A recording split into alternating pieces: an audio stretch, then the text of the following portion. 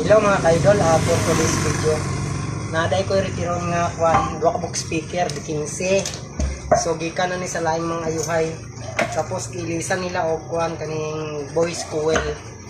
So naglikramong tagiyani kay inikpaandar niya mula gusto sayad ang coil, tapos ang kaning tisyo na ni sulod dire ibutang ang tisyo tapos ibutang ang discovery cup.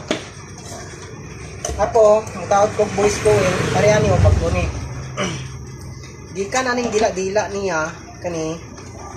Tapos kaniyang rewinding,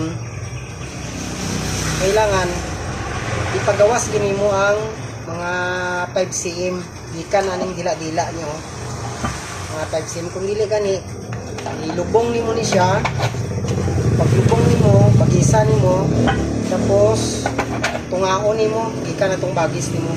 Tungaon nimo para di na siya musayad. So dili na tama na akong videos na kasi